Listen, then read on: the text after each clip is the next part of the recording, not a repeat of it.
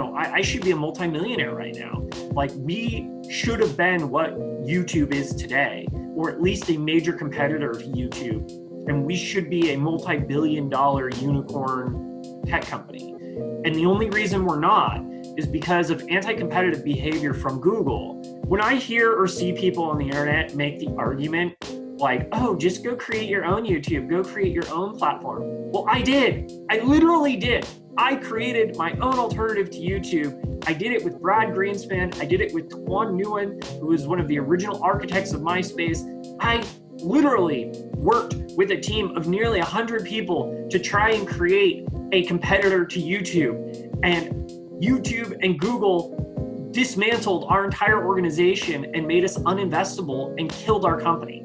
From what I understand and what I was told is Google was cutting checks to live video users who had defected from YouTube and paid them to go back to YouTube.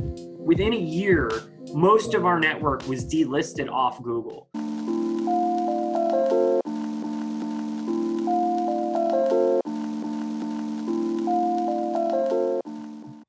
Welcome to Tech Post. I'm your host, Trent Lipinski. And in this episode, I talk about my past experience running a YouTube competitor back in 2006 through 2008. I worked for a company called livevideo.com, and we were actually bigger than YouTube at the time when all of this happened. And this is a story that I've waited 11 years to tell you. It is a story about how Google's anti-competitive behavior killed a major competitor and why you can't compete with Google because they will just simply delist your website from search engines if they don't like you and you start gaining traction. This is a really complex story that goes into all the details of what happened with livevideo.com and how Google destroyed our company and prevented us from being able to raise money, and ultimately why YouTube is what it is today and there are no major competitors to YouTube. I've had Google now destroy 2 of my startups, and they'll probably try and destroy some of my startups again in the future. That's the reality until we break these companies up. We're gonna keep seeing this history repeat itself. So here's a little blast from the past of what happened to live video and why you can't compete with YouTube.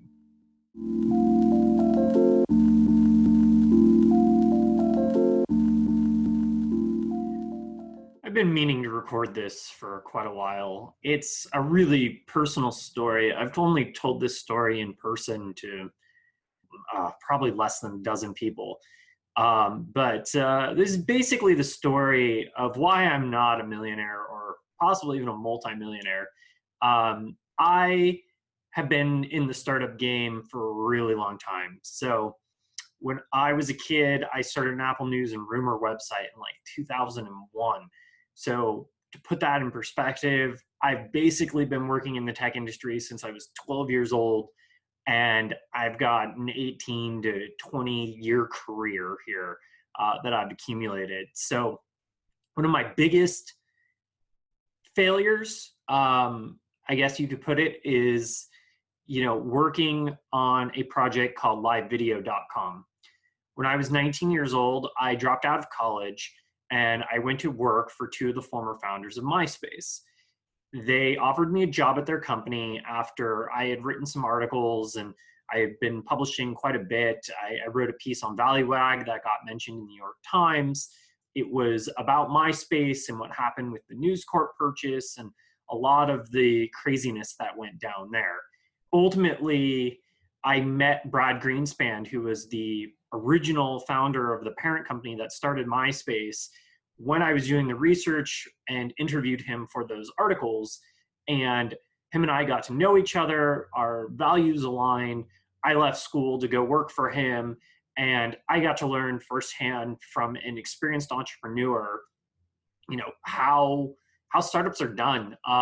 He walked away with about $50 million when News Corp, purchased Myspace. He should have walked away with a lot more.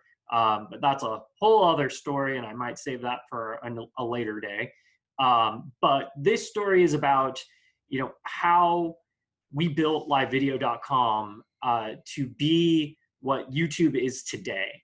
So we had a network of, I think, about 28 different properties that I used to help run. This was like 2006. So we're talking, a while back here. Most of the work that I did for the company was in 2006, 2007, leading into like halfway through 2008. And I helped work on all kinds of things. I did content creation for them. I worked with the IT and development side of the company. I helped a little bit with UI UX design. I did a ton of SEO, SEM work for them. Advertising, I worked in the marketing department.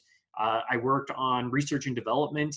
We were developing hardware devices using 3G wireless modems, and at the time they were called UMPCs, these mobile PCs. This was pre-iPhone, pre-iPad, and we were working on mobile streaming devices. So this was around the time that Justin.tv was launching, and Ustream, and a lot of these other sites. And so we had this giant network. We owned, like I said, about 28 properties, and we had more traffic than YouTube at the time that YouTube got purchased by Google. We were bigger than YouTube. We had more traffic. We had more content in our network. We had more websites. We were a bigger, more successful company. We actually had launched shortly before. We were like in an early kind of beta, and we were about to do basically our hard launch, and then YouTube got bought by Google, and that was a major indicator for us that, hey, we're onto the right thing here. Like this is a good thing. There's some competition. Like, a major tech company just bought into this space. Like this is going to be the future. And a lot of YouTube users defected and came to livevideo.com and started producing content exclusively for livevideo.com because they did not want to produce content for Google. So this kind of set off a whole chain of reaction of events because, we were gaining a lot of traction. And once YouTube got purchased by Google, we took off overnight. We hadn't even implemented our full SEO, SEM strategy yet. And we weren't even sending all the traffic that we had intended to send to livevideo.com. And it was still taking off without us having to do anything. On livevideo.com, we had all the features that YouTube pretty much has today and then some. We had an advanced streaming component where you could play videos that were on your channel. You could have conversations with I believe, if I remember correctly, it was up to 5 or 6 people. You could kind of curate and video DJ your own channel live. So you could run videos, you could interact with other people, you could choose who was on the main part of the channel. And then there were little sub cameras you could cut to. So you could interview people, you could have active conversations. So it was a really robust idea and complex setup, where you really had control of what users saw, how you could use this. I mean, you could do everything from chat with it to host a show. It was way more advanced than even YouTube's live streaming stuff today. There's been a couple other startups that offered a somewhat similar experience. Most of them have either been bought out or shut down or failed. Periscope is kind of similar, but honestly, Periscope is just I don't know, maybe half of the features we had. So it's just so weird and kind of bizarre to watch over the last 11 years. Basically, all these companies working on similar projects to what we had 11 years ago, and they're still not getting it right to this day. We had all the social networking features. It was kind of like a mashup between Myspace, what YouTube is today, Periscope, and then we even had a couple other additional features and functions on top of that. So it was a really robust platform that, for 2007 was incredible. It blows products that are out on the market today out of the water. But this was all, again, this was pre-iPhone. This was pre-mobile apps. This was pre-Android. I mean, I literally remember when Android got bought by Google and brought into their fold. And, I told the research and development team, like, hey, like, we should take a look at this Android thing. Like, I think this is going to be something. And they kind of laughed at me because they're like, forget that. Like, we're on to this, and, we're doing our own thing here, and, we're going to be successful, and da da da da. We had a whole content team that we had in-house, and I was a part of that team as well, where we were producing some of our own shows and content.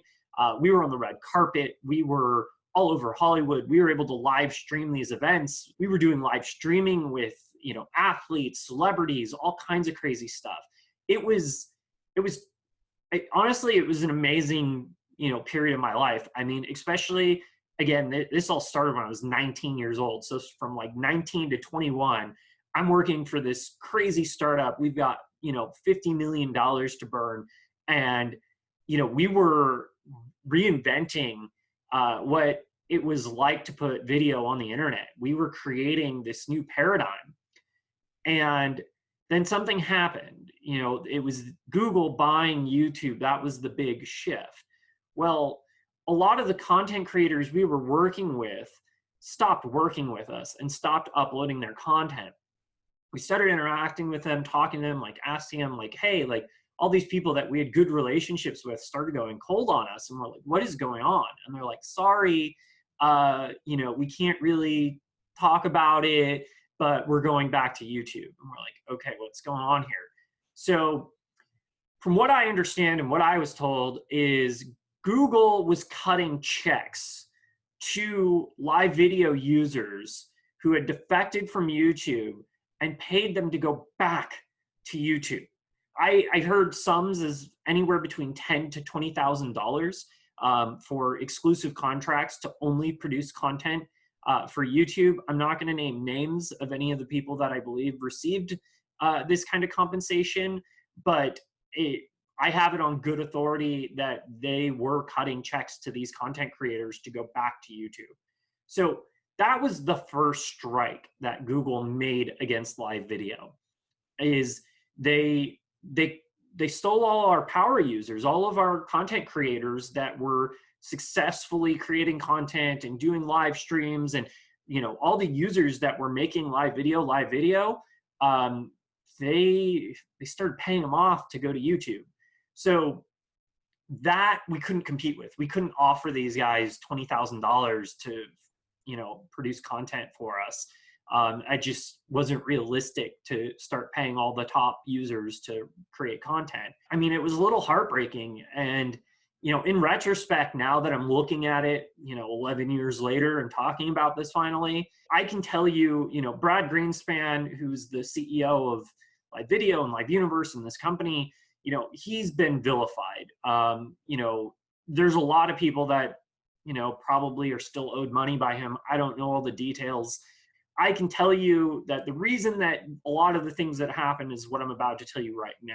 Live Video and ultimately Live Universe failed because all of a sudden Google started delisting all of our websites and most of our video network from search.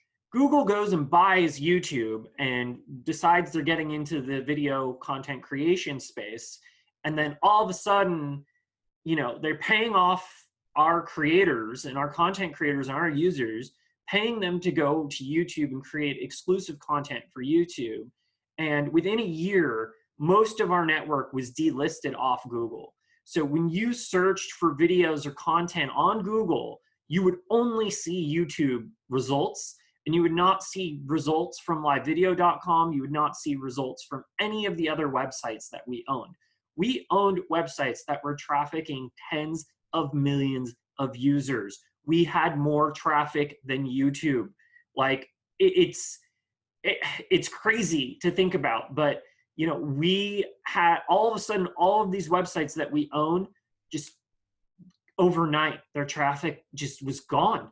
All the search traffic was gone. I was on the SEO and SEM team at the time that this happened. I was warning our executives and our higher ups, like, hey guys, like, Google's doing something's not right with our numbers.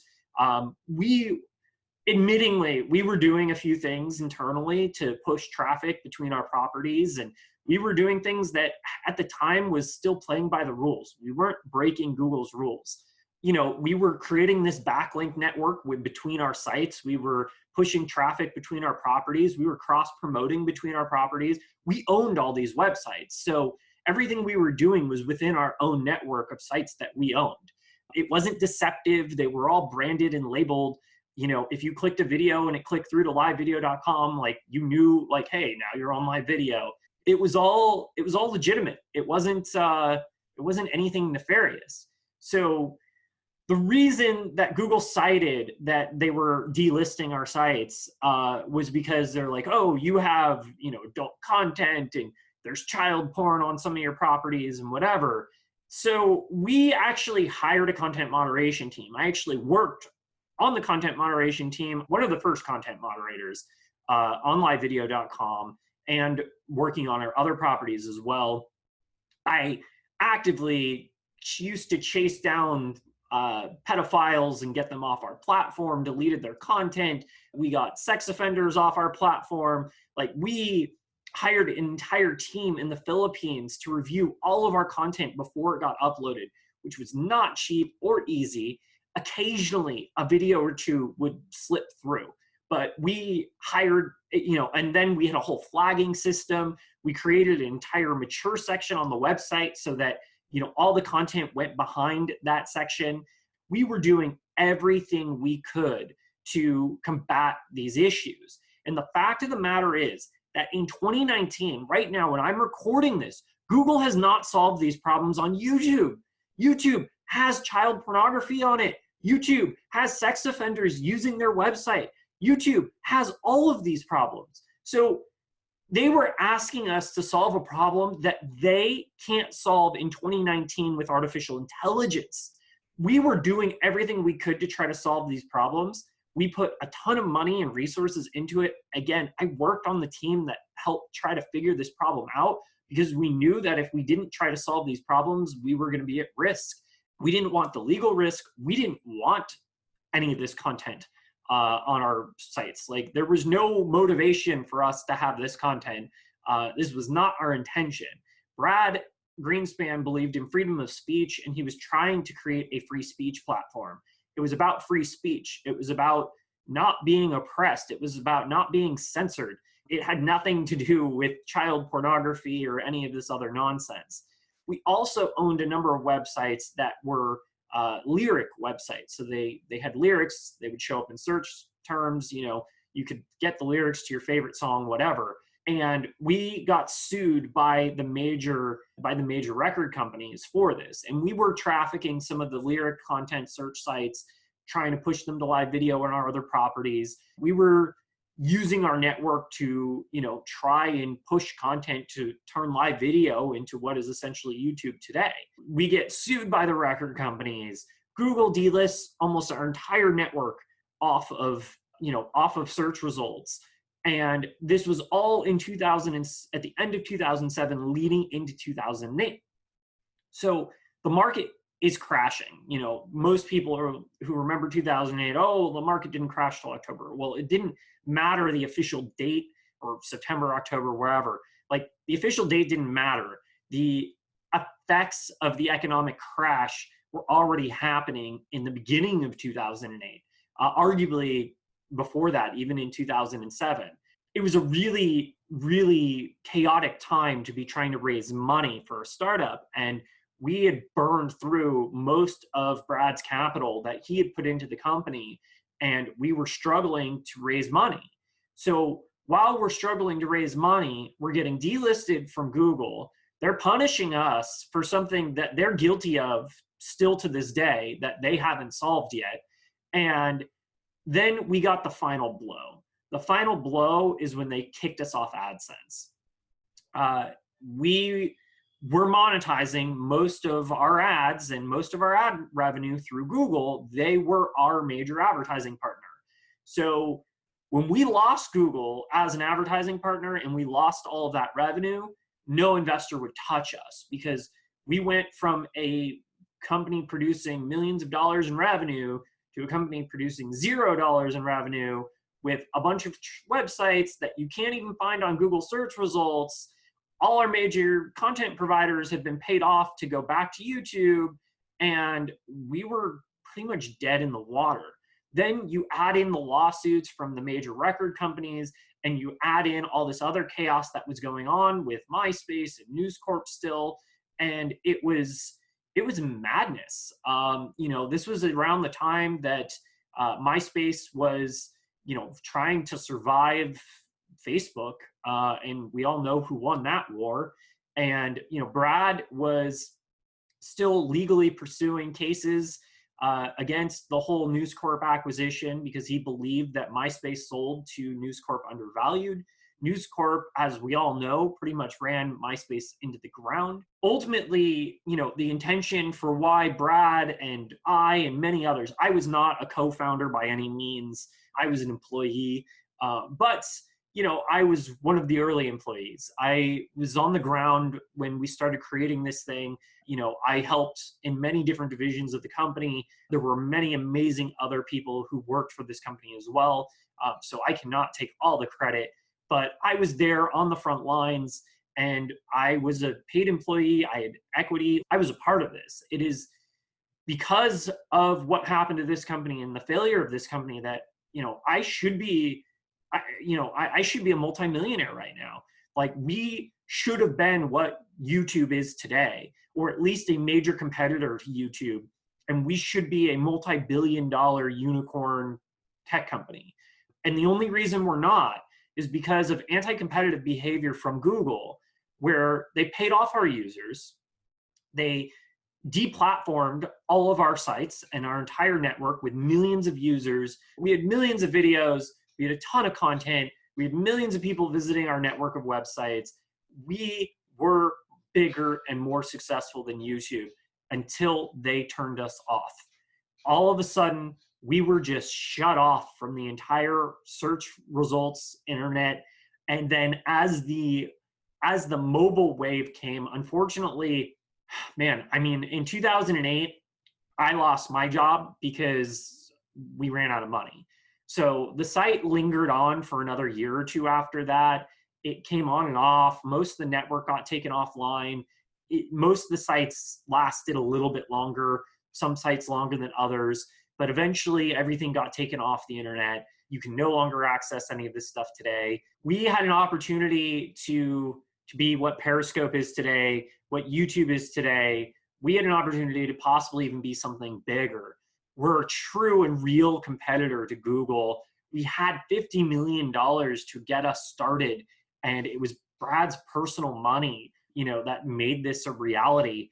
And, we got screwed on so many levels. It was mostly the result of anti-competitive behavior from Google. Had Google not delisted our sites from search results, we would have been on equal footing with YouTube. Had they not paid off content creators, we would have been on equal footing with YouTube. Had they not banned us from their advertising platform, we would have made them millions of dollars. That's the most ironic thing about all of this, is they lost money by banning us. They knew they would make that money up in the long term because they would basically steal all that traffic, and all those content creators had nowhere else to go, so they had to go to YouTube. When I hear or see people on the internet make the argument like, oh, just go create your own YouTube, go create your own platform. Well, I did. I literally did. I created my own alternative to YouTube. I did it with Brad Greenspan. I did it with Tuan Nguyen, who was one of the original architects of MySpace. I literally worked with a team of nearly 100 people to try and create a competitor to YouTube. And YouTube and Google dismantled our entire organization and made us uninvestable and killed our company. So I am not a millionaire by any means or any stretch of the imagination, and I should have been. And Brad Greenspan, I don't even know where he is anymore. I can't even get in touch with the guy. Maybe he'll see this. I have no idea. I would love to talk to him again because I miss him. He was a visionary. He was legitimately a tech visionary, and he saw where we're at today all the way back then. He knew that these tech companies were going to do what they are doing to us now. He knew that they were going to surveil us. He knew they were going to spy on us. He knew all of this was going to happen, and he was doing his best to create a free speech platform to prevent that from happening. You can get mad at Brad for whatever reason, because of how things went down with live video and what happened with Live Universe and that whole company. And yes, I'm sure he might owe somebody money or back taxes. Who freaking cares at this point? Like, at the end of the day, the reason why the company failed was not Brad's fault. It was because we couldn't secure an investor. And we couldn't secure an investor because we got cut off our ad revenue. We got all of our sites delisted off Google, and we were the victims of anti-competitive behavior. From what I understand, Brad has routinely tried to sue Google for this and has tried to take this case to court several times. I don't know if those cases are still pending or what's going on with them. Most of the time, those cases have been shut down. But now that the Trump administration is investigating them and is willing to look into antitrust behavior, they need to go after Google, and they need to look at what happened with Live Universe and live video, because that is a perfect example of why you cannot compete with YouTube. You cannot compete with Google. They will delist you from search engines. They will prevent you from making money by not allowing you to participate in their advertising network. They will do everything they can to make sure that no one sees your website.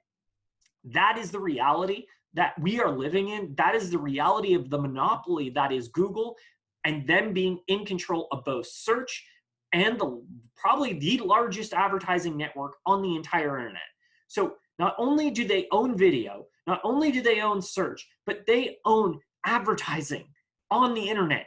They own three things that one company should probably not be allowed to dominate all three of those things. So now we live in this weird dystopian reality where YouTube is being censored. Content creators on YouTube can't even get their videos out. They're not being recommended. You see people like Tim Pool. You see Luke Rudkowski from We Are Change being demonetized. You see people like anti-war protesters having their videos taken down and demonetized and having their content deleted. You have people who are historians and teachers who are trying to educate people about actual Nazism from actual World War II, and they're having their content deleted. Google is actively trying to suppress the public. They're actively trying to interfere in the 2020 election. They're actively doing everything that they can to prevent competition and competitors. It is because of Google that I am not a millionaire. It is because of Google that live video no longer exists and Brad Greenspan has gone into hiding. I don't even know where he is. I don't really know how to tell people this. Like, I've been sitting on this story. I've been under NDAs. I've been thinking about all of this stuff for a really long time. And I've been wanting to tell this story. There were a couple people that actually survived this whole onslaught. One of those companies was actually Justin TV. And they had to pivot away from live streaming to video games to create Twitch. And then they were able to get acquired. And that was the only reason why they were successful, is they had to pick a particular market and go after the video game market and pretty much abandon all their other ambitions, because they probably realized they couldn't compete with Google either. And they probably saw what happened to live video, and they probably realized, hey, we've got to find another path. You could make similar arguments about Ustream and some of these other streaming websites that also, didn't become anything. They ultimately failed or fell into oblivion. I don't really know what happened to these sites. The only one that made it, the only one that survived was Justin, that eventually became Twitch, because they picked video games as a category and just eliminated everything else. And YouTube didn't really go after one market like that. They went after all video on the internet. So Google let them kind of have video games, and that was it. And then they got acquired by Amazon, and that's kind of the end of that story. At the end of the day, with the leak that we just had from Project Veritas, let me read this now. This is what we're dealing with Google now. This is from a leaked Google document. If a representation is factually accurate, can it still be algorithmic unfairness? Yes. For example, imagine that a Google image query for CEOs shows preliminarily men. Even if it were a factually accurate representation of the world, it would be algorithmic unfairness because it would reinforce a stereotype about the role of women in leadership positions. However, factual accuracy may affect product policies, positions on whether or how it should be addressed. In some cases, it may be appropriate to take no action if the system accurately affects current reality, while in other cases, it may be desirable to consider how we might help society reach a more fair and equitable state via either product intervention or broader corporate social responsibility efforts. In other words, Google is now saying that they are changing their search engine algorithms to no longer reflect facts, but rather someone's opinion of what is fair and equitable. We no longer are participating in a YouTube, Google experiment where content is weighted or judged based on the quality or accuracy or factual nature of the content.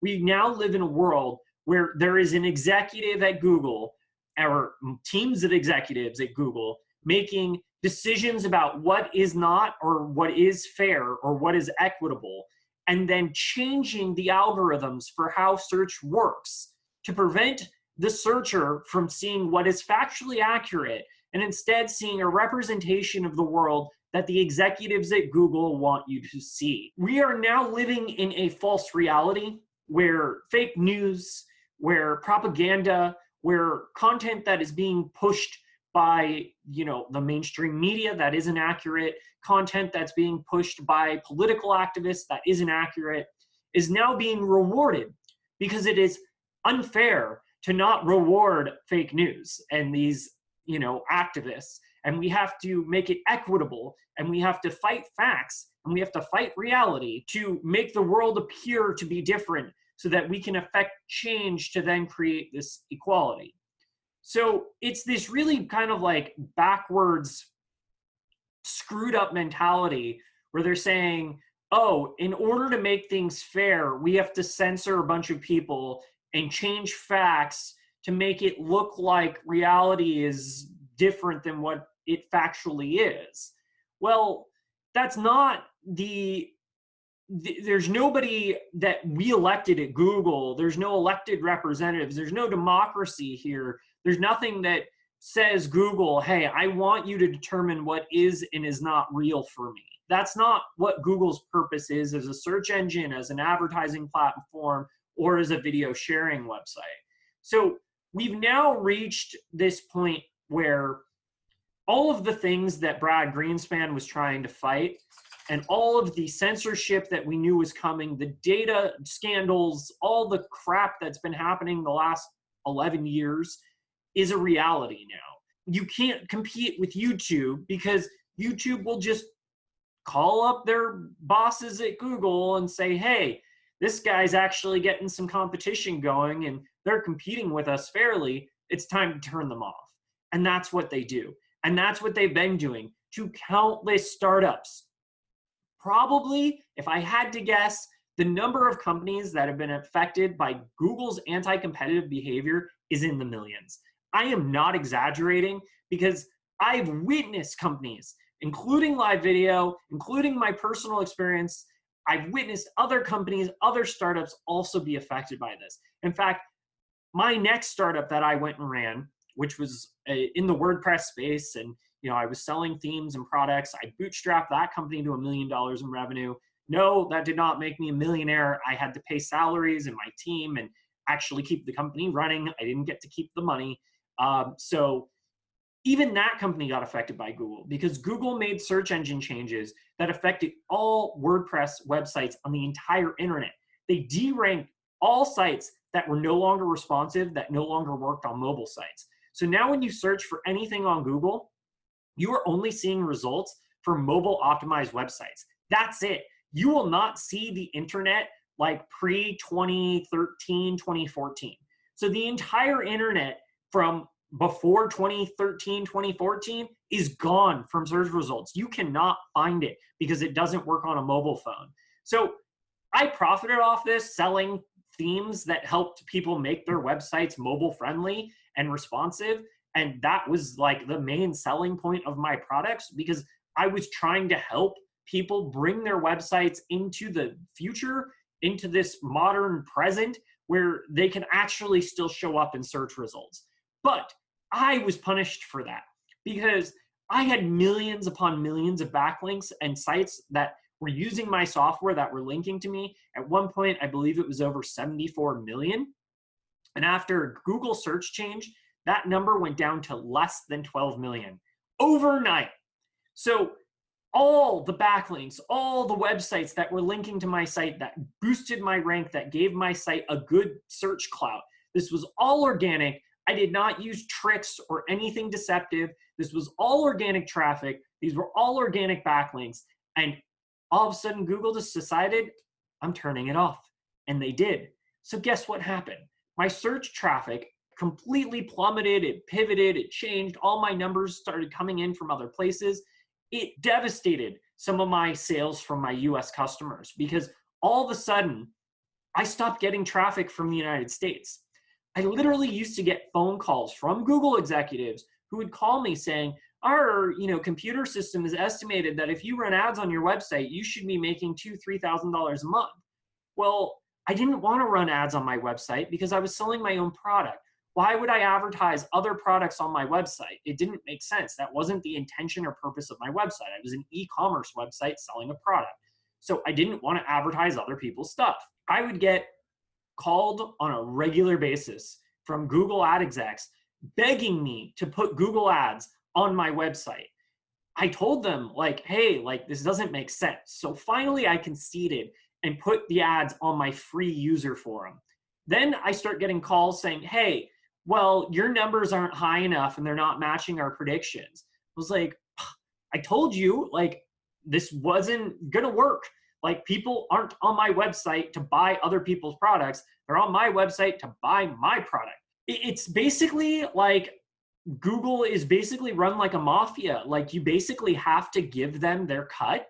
Otherwise, they're not going to let you play and they're going to screw with your search traffic.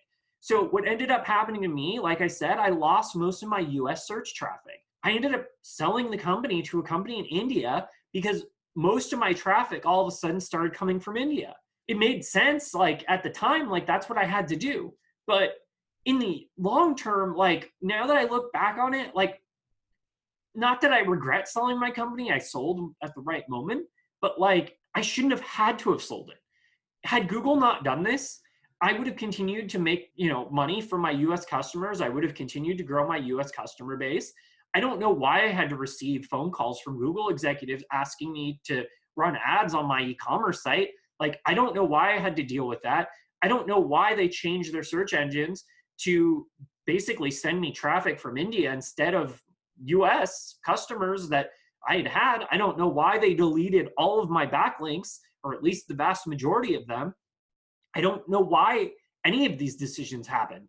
They didn't do anything to help the open internet. They didn't do anything to help WordPress by doing this. They basically deranked every WordPress install on the entire internet by these actions.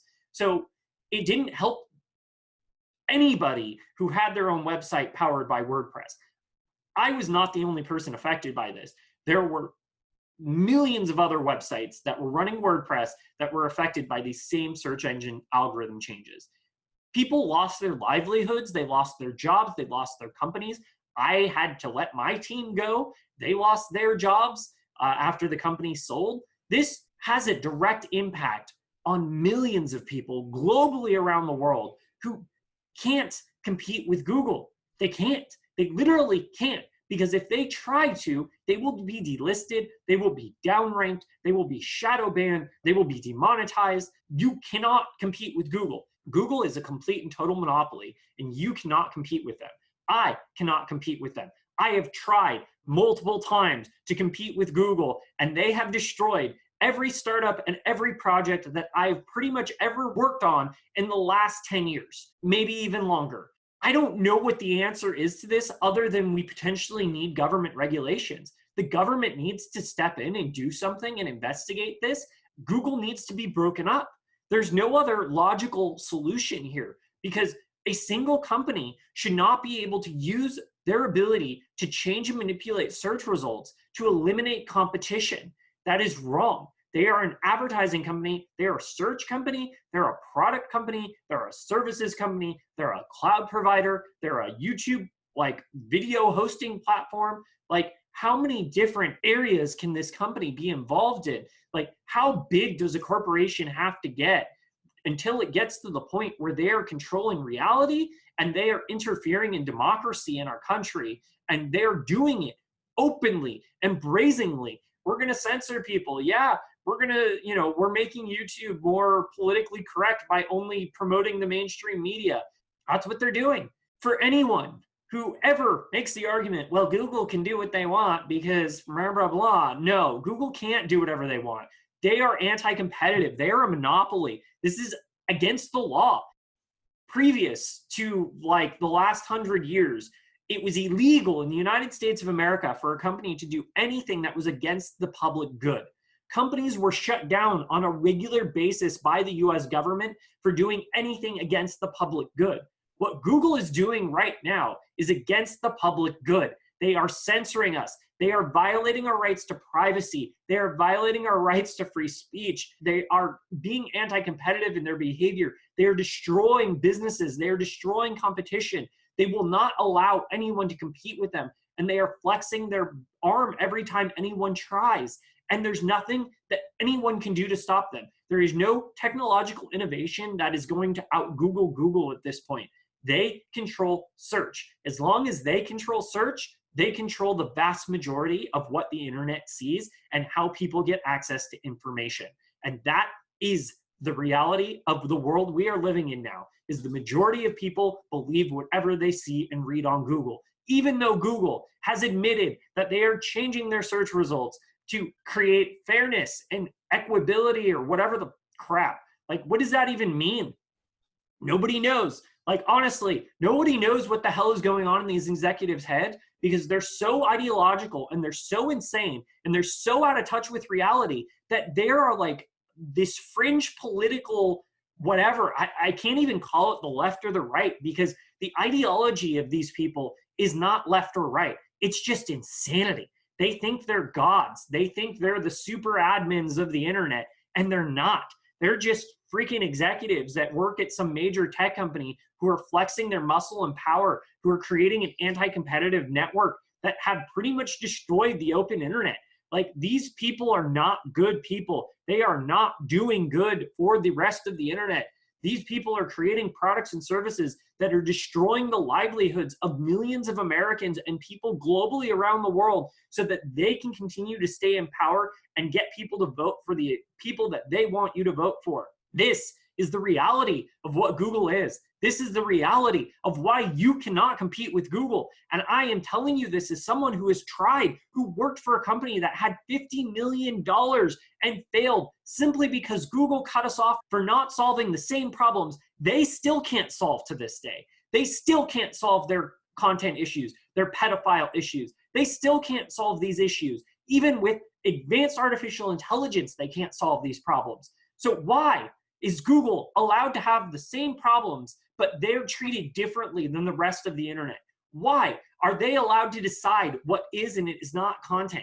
Google is not God. They are not a moral authority. They are not anybody. They're just a corporation trying to make money. And they are destroying the livelihoods of everyday Americans and people around the world. And they are now interfering and going to interfere in the 2020 election to try and influence people to vote a certain way. And that should be illegal. They are doing something that is against the public good. Google needs to be broken up.